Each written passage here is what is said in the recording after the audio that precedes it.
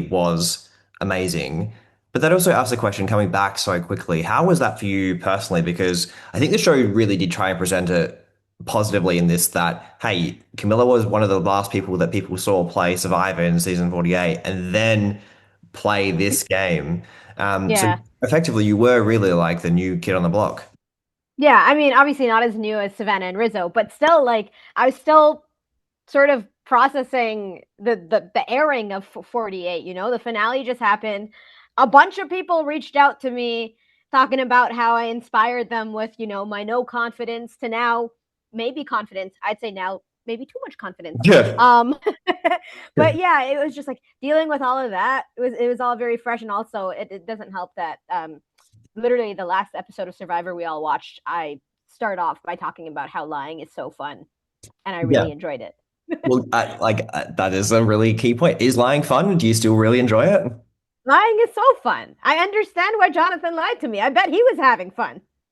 Yeah, no, like I do love that. Like your last line there was, "Bro, drag that man through the mud." Can you talk a little bit about that line? And I guess you probably had 1,000 people ask you about it today, but like, what were you thinking in the moment? And like, I loved it because it was authentic to, I think, the emotions you were feeling.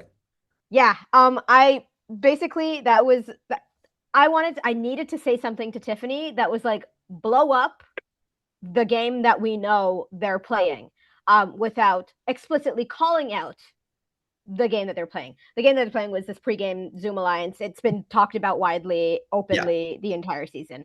And instead of saying blow up the Zoom alliance, I didn't want them to know that Tiff was aware of the Zoom alliance, because then the whole Zoom alliance is going to get together and vote out Tiff. So it's just like drag that man through the mud when you get back. Talk to me a little bit about the broader concept. Like pre-gaming in returnee seasons is it's notorious. I know, like I'm Yeah. coming from an Australian lens, it's horrendous. It's pretty much like it's a game before a game. How much does that, in your opinion, genuinely hold up in the game when you actually go and play? I don't, okay, so here's the thing. There's Yeah. pre-gaming in the sense of pre-existing relationships and pre-existing friendships. I don't care about that. Like, that's fine. I mean, like, Charlie and Dee, I'm pretty sure were like friends before they played together. Yeah. And that didn't stop Dee from writing Charlie's name down and voting him out, right? No, So it does. pre-existing friendships, relationships, whatever. What I was made aware of was this pre-game alliance, the Zoom alliance, as we called it. It wasn't actually Zoom; it was just like a regular phone call. They had multiple calls before the season started to like talk strategy and stuff. So I'm like, okay, that's a little different. I was naive and stupid and just listened to all of the casting emails and all of the casting phone calls that said, "Do not tell anyone that you're going to be on this season." Mhm. And I now I'm like, damn, some Camilla, look, rules some I rules look. you're supposed to break. Yeah, look, I hear you. I feel like I'm a little bit like you though. I'm a bit of a rule follower, so if it's like, please don't do this, I probably wouldn't do that. So I understand. I understand that being in the situation where Yeah. you feel like, and this is really the interesting question, I guess, between like old era versus new era, and it seems as if that was slightly seen differently around coming in. Can you talk about, I guess, the vibes of playing with like old era players compared to your new era compatriots? Yeah, I mean, I was down to play with everyone. I didn't see it as new era versus old era until I heard that Chrissy apparently told Mike that the new era wants to get the old era out because they're insecure about their 26-day game. I was like, okay, if you guys see it that way, you are now turning it into a new era versus old era thing just by speaking that into existence. None of us thought of it. But I would say, like, old era, maybe they want like more stable alliances where they're like, we're going to lock in and we're going to go to the end together. And I think new era people, they kind of like watching the backstabbing. They like watching alliances fall apart. They like watching people flipping on each other, turning on against each other. And so they're okay playing in that way. They'll work with someone for one vote, not work with them for the next, and then maybe get back together again. Yeah. Look, I don't disagree. I think it's such an interesting one. It's so easy though to place people into categories as well around that Yeah. because Survivor, as you know way more than me, it's so fluid. And like we talk about old era there, but like the new era also has like I don't know, an affinity for old era. Like you spoke about Coach quite prominently originally as well, and then getting to see Coach in color and like out there. Like what was that like? Everything I had imagined, everything I had dreamt for. They say don't meet your heroes, Yeah, and don't. I don't regret meeting Coach at all. I I am love so glad I got to that. meet him and confirm that he is the real deal. Like what we see on TV is what we get in real life. Yeah. No, I actually do love that. And I feel like that is a fairly, it seems to be the way with Coach, especially. Like, if we're talking about those like pre-game relationships, obviously you have one with Kyle, and Yeah. that's such a big one. How did you plan to play that through the season, knowing how big of a story arc that was on 48 coming into the season?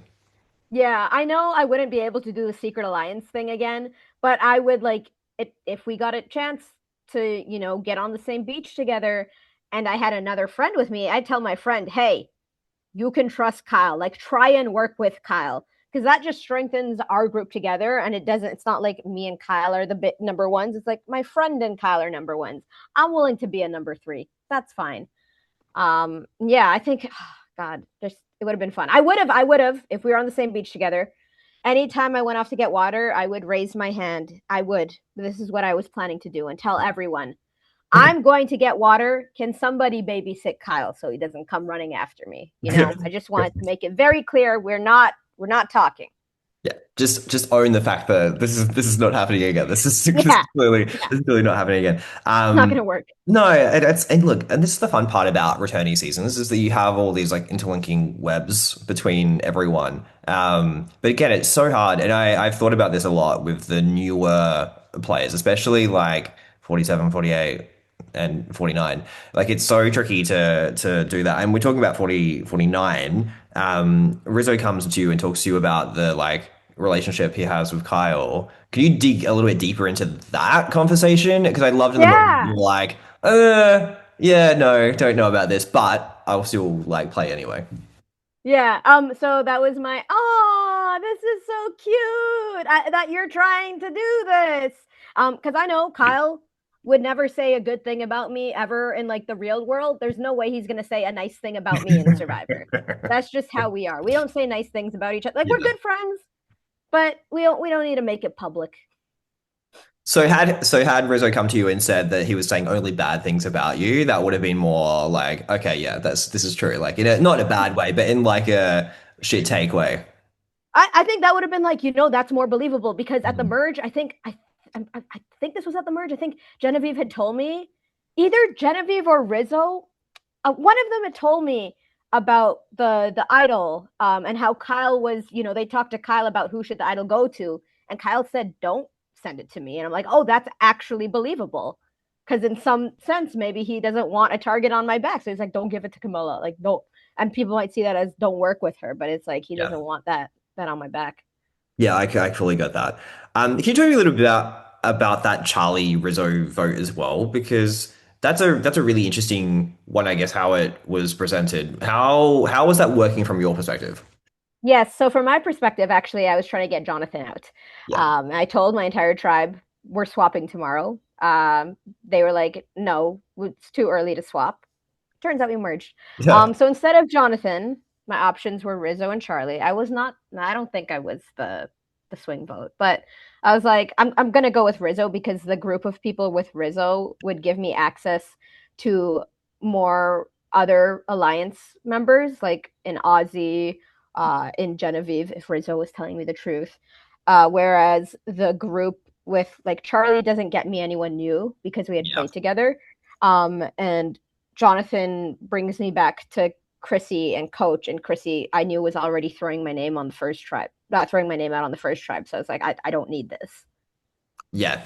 And that's the hard part. Like you talk about that like early game part as well of the game. How did you find your game settling, I guess, in like those early Carlo relationships? Like how were you navigating that? I mean, I was trying to talk to everyone. I talked to Chrissy. She told me she wanted the girls out because they were always together. I talked to Coach. He wanted D out. I talked to Jonathan. He wanted D or Chrissy out because he found like he would made up some lies about how he didn't like Chrissy. And I ate them. I ate them up.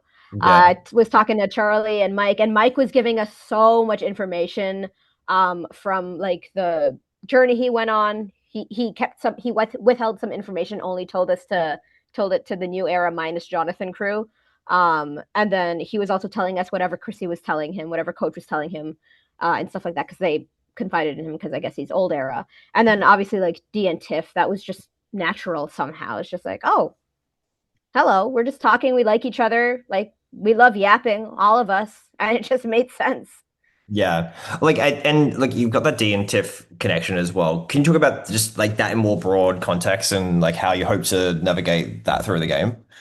Yeah, so I guess how that started was we were very open with sharing information about all three of us. Like we would talk about how exact things that Charlie said to us, exact things that Mike said to us, exact things that Coach said to us, and we'd all compare notes. So it felt like a good working alliance. Yeah, We were trying to pull in Mike and Charlie if we had to go to tribal council on our starting tribe. Um, Thankfully we didn't. But then I was kind of glad, kind of sad that we got a little split up at the swap because I'm like, hey, at least Tiff can go make new friends and bring them over if we ever meet again. And with D, I was like, at least I have one person on my side who I know I can trust.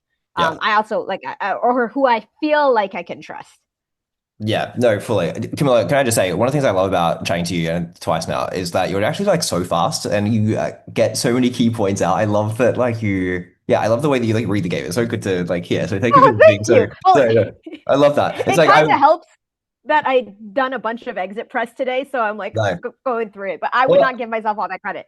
no. Let me ask you like more random ones then. I guess like the different positions between yourself and 48 and 50, it actually felt like you were playing like a very different game. Like, can you talk about the differences between the nuance between the two games? Because you were in a different position. I like thought like a more powerful position in this game than ever in 48. Yeah, I actually, you know what's funny? I was in a pretty good position at the start of 48, Yeah, where I was like able to rally some people against Charity. And even in the swap, I was pretty well positioned because we had an advantage that they didn't know about. And well, I had my extra vote, Kyle had an idol, so we had that power in that sense. Come yeah, the merge, that's when everything started to fall apart, and I had to literally sit on my hands the entire time, yeah, nod my head and say yes, and like convince people they were not on the bottom, convince people I was on the bottom, and all sorts of stuff like that. yeah, Um, but on this season, like day one or day two, my name was already thrown out, and I'm like, I am so excited to actually be playing Survivor. Someone's yeah. throwing my name out. I've heard like 5 different names already, and it's day two. Like this is so fun.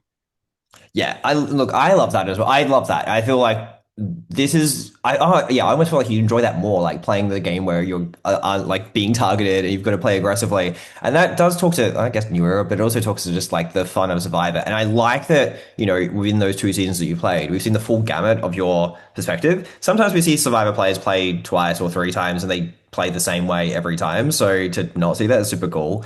Blood Moons in general, how do you feel about them? I saw a blood moon. Well, not a true blood moon, but I saw a very dark orange moon about a week after coming back from Uh-huh. Fiji when I was in California. Took a picture of that, sent it to Genevieve immediately, and she's like, "Don't ever send me this ever again. I don't want to see this." No, that's so fair. Look, I always like to wrap these chats by talking about this concept of gratitude. Your journey of Survivor is so fascinating because you've done this in I don't even know what the time frame is, 24 months. You've gone back to Yeah. back Yep. effectively. Watch, play, watch. Sorry, play, watch, play, watch, and then now you're here at the end of your like exit interview row. Uh, Where is Survivor sitting for you currently in this moment? I mean, I am so grateful, honestly. Like, sure, I wasn't on 50 for that long, but 48 seriously was needed in my life for the confidence issues. Yeah, I think, honestly, like, I'm gonna rewatch these. I feel a lot more confident talking through exit press now than I did a year ago yeah, when I had to do it. I think something has actually changed about me, and so I'm really grateful for Survivor in that aspect. And even like the like being asked to play a second time on 50 is truly such an yeah. honor. So I am grateful for the experience. Not I would have never imagined that I got to play once, let alone play twice. So this is super cool. Yeah, Camilla, I will let you go in a sec, but this is Survivor 50. Survivor 50. And you are one of the cast members of Survivor 50, which is this is going to go down regardless of, outcomes or whatever else. I think it will go down as one of the most iconic seasons of Survivor that we think about the same as Heroes and Villains and like those big seasons that have like, I don't know, punctured Survivor history. Like this is one of those. And when we look back, Yeah. people cannot take away that your name is there for history. I'm glad on a personal note that you feel like you've gained confidence from just the journey of Survivor. That's such a Yeah. cool thing. And I guess like how does that actualize in your real life? How has that helped, I guess, in the subsequent time? I maybe don't let things just slide, and I can get a little not argumentative, but I might call things out that I previously wouldn't. Yeah. Let's say I stand Good. up for myself a bit more now than I used to. No, that's so cool. I love that. I Yeah. I don't want to upset the CBS gods, but Oh yeah. I thought I have my own blood moon. But thank you so much for coming and chatting, and I appreciate it. And yeah, if I like, if you want to play Survivor again, I hope you get that chance because you are like personally one of my favorites. So it's been so Aw. cool to chat to you. But I'm glad that Survivor has left a really great positive impact on your life, and you enjoy the rest of the season as a player and fan watching it play out. Thank you so much, Ryan. It means a No, lot. amazing. Thanks, Camilla. Thanks.